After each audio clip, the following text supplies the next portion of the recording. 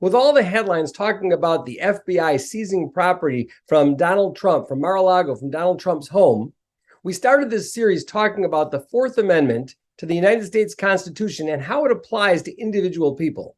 I'm attorney Stuart Sandweiss, director of the Legal Education Center, and this is part 2 of the series.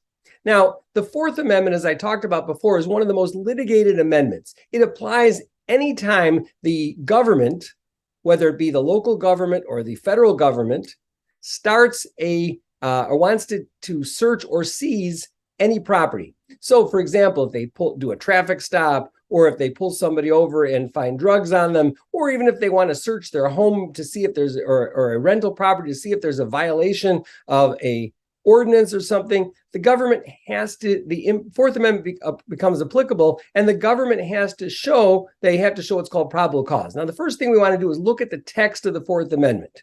The Fourth Amendment says the right of the people to be secure in their persons, houses, papers, and effects against unreasonable searches and seizures shall not be violated, and no warrants shall issue but upon probable cause, supported by oath or affirmation, and particularly describing the place to be searched and the persons or things to be seized. Now, that's the actual text of the Fourth Amendment. So we need to break it down into little pieces so we can kind of understand what's going on here. Now, the first thing it says is, the first question that we ask when it comes to the Fourth Amendment is, who does the Fourth Amendment apply to? Now, it's part of the United States Constitution, so it really applies to the federal government. Well, and that would apply to the FBI, to the IRS, to any of the federal agencies. Well, what about state governments? Because usually when somebody gets pulled over by a cop, it's a state cop, it's a local cop, it's an officer from a local city.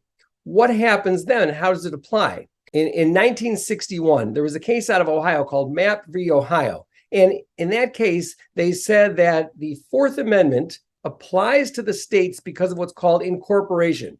What happened was, after the Civil War, we passed the 14th Amendment that talks about state due process. And it was passed because there were still states that even after the Civil War were still persecuting Blacks and other minorities. And they passed the 14th Amendment to basically say that everybody, regardless of your race, your creed, your national origin, whatever it is, everybody has the same kind of rights. And the 14th Amendment has been used for a lot of different cases. It's been used for equal rights. It's been used for to incorporate a lot of the protections of the Bill of Rights against the individual states. So since Mapp v. Ohio, the U.S. Supreme Court said that the Fourth Amendment, whatever protections people had from the Fourth Amendment, apply to the states. So that's why if somebody gets pulled over by an officer, whether it be a state cop, a local cop, a county commissioner, whether it be from any of the state governments, even cities, if they're looking to talk about zoning violations, ordinance violations,